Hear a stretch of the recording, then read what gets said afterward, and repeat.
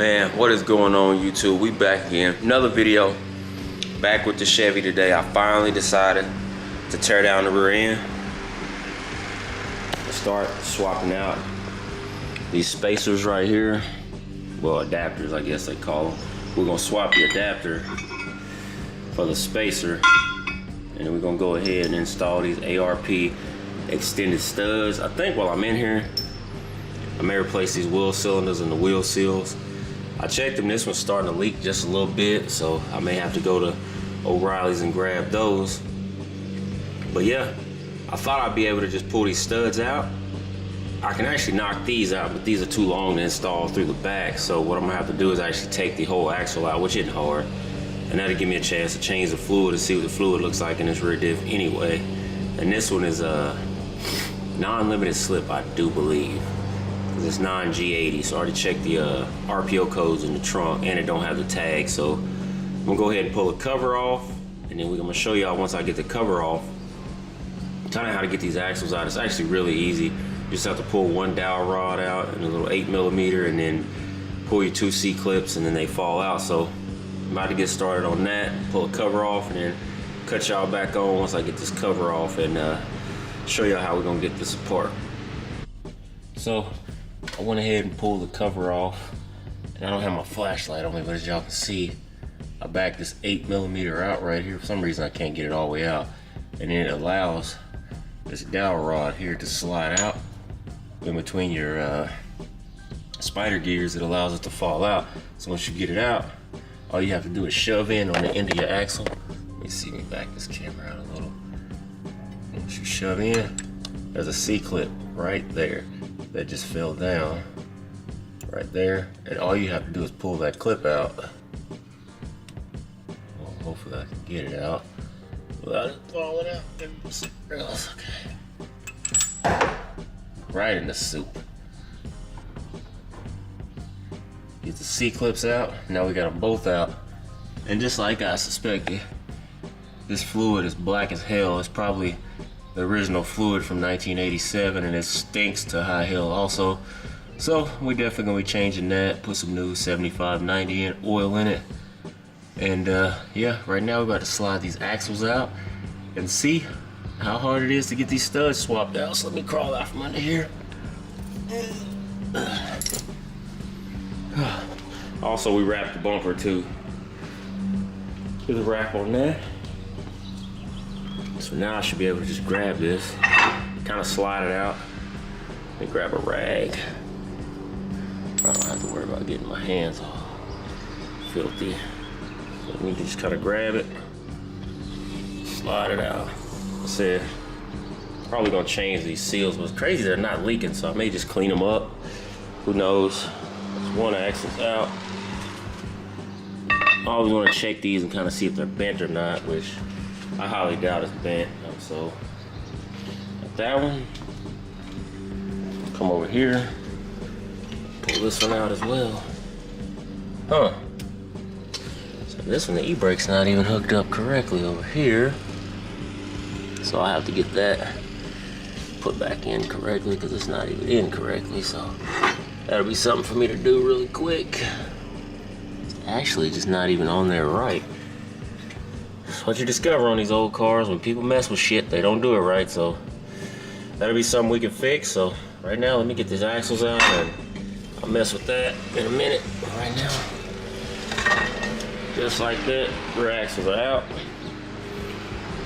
And then pretty much, to get these studs out, you just take a big hammer and you just knock the hell out of these studs, and they fly out the back. And to install them, you can either press them in there and, you know, use a tool to install them. But what I'm probably gonna do is just run a nut with a socket down on there and just pull them in that way the best I can. And so right now I'm gonna get to that and cut y'all back on once I get these old ones out and install the new ones. So I got them all out, and just look at the size difference in these lug nuts, the lug studs. That stud's almost double the size of the other one. So I don't know if I'm gonna run closed lug nuts. I'm gonna have to run open-ended lug nuts to kind of make it work, but I don't know, because I don't want a lot of extra lug studs sticking out. So we'll have to just see once we get it all back together and see how it looks, and go from there. Because right now this looks kind of long, and I don't know if I'm gonna like it, but shit, we're too far to turn back now. So we're gonna get ahead and start putting it back together and let y'all see it. So we done finished the car. Forgot to cut the camera back on, man. It is like 10 o'clock at night now. So what happened was, I forgot, I rolled it a little bit and my spider bearings fell out, so I was having to get the spider bearings back lined up right, which I did. So it's not really hard to do that. It's kind of just a little geometry over and over, making sure that when you spin it, they'll line up with the dowel spot. I got that back in there right. And let me show y'all, man. Let me see if I can actually crawl in here in a minute and just show y'all how much further tucked that wheel is underneath there. That wheel is tucked. So now we can actually start to get the squat right and the stance right on this. Show y'all both sides. Y'all can just see the tuck. So this car is actually tucking 24s in the back without a frame notch. So there's a few things I'm gonna let y'all know that y'all have to do to make this fit. It may not be the same on every single car, but it'll fit this car. Hopefully any other G-body with these few steps. I'll show y'all real fast what I had to do.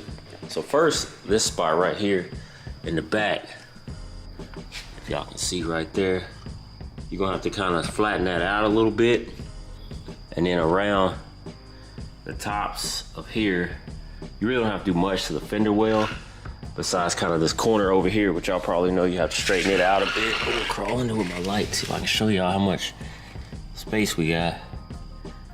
We got about, I'd say, a ½ inch of space between the wheel and the frame rail in the front.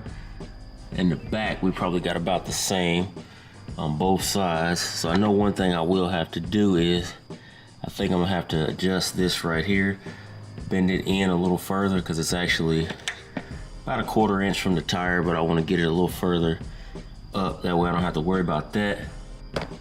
Other than that, both sides are tucked underneath this car. So like I said, I'll probably adjust that a little bit further back, which I don't think it should really matter at that spot. But yeah, we got it tucked. We're just gonna keep working on this thing day by day, piece by piece, little by little, until we get it where we want it. We actually finished the wrap. We're probably gonna take the roof off and get it done again. Still got a lot left. My wife did the rear bumper. We still got some tucking and cutting to do on it, heating up everything with it, but it's on there. We also got fan clutch off. Fan clutch is off. Put a new radiator, got all that old shit off. We put the fans in, electric fans. So now, like I said, for those who don't believe the drag a fan clutch puts on an engine, it's the feel of this car is so different now with the fan clutch off and it having just electric fans in it. So if you're running a fan clutch, I would advise you to get rid of it and go ahead and put some electric fans in there, because and the car runs so much cooler with these electric fans. And I changed the thermostat out. We put a 165 in there to kind of, offset it, because I want it to run a little bit cooler. And I think what I'm gonna have to do to get it to run even cooler is I'm gonna have to wrap these headers, which I think I'm gonna get rid of these anyway. So I may not do anything else, because right now I'm almost to the point where we're ready to go get the LS that we're gonna stick in here. But like I said, I'm not sticking it in probably till the winter time, because I still gotta get the gas tank, the fuel pump, the harness, the trans, all that other stuff we gotta get for it. But yeah, y'all see it, man. We got another little upgrade for the car, man. We got the rear, that looks good. I'm not even gonna lie, it looks really, really good like that. Let me show y'all the parts one more time I used. These came from Amazon. If you wanna look them up on Amazon and see if I can get the camera to focus. That's the part number I used right there for these spacers. They come in a pack of 4. You know where my vitamins are? I have no idea. They're a ½ inch spacer. We got those, the ½ inch spacers. What? And sorry. perks of being married. the half-inch spacers in the back we use, and we got the ARP extended stud. Let me see if I can get y'all a part number on these. Yeah, it's 100-7713. We use ARP studs, but I will tell y'all one thing that I really don't like about this whole setup that I thought wouldn't bother me as much is I don't like this. Let me see if I can get y'all this to see it. I don't like this. I like the kind of covered look in the front, so I may have to get like some extended lug nuts to hide it like this when they're covered up, because I don't know how I feel about that, but for right now we'll ride with it and call it good. But yeah, if y'all want to try this job on your own, I highly recommend it. It's super easy, man. It's not hard. Just go ahead and check it out, try it out. Get those parts I showed you off Amazon, the ARP studs, and you should be good. But every car may be different, so you may need to kind of just check side to side what kind of spacer you'll need. And then, like I said, a torch and a nice hammer. That rear quarter, rear frame rail rolls back really easy with heat. So just heat it up, hit it with a hammer, smooth it out, paint it, and you should be good to go. Once again, man, thank y'all for watching my videos. Like, comment, share, subscribe, man. And we're gonna keep building this G body, and we're gonna check y'all in the next video.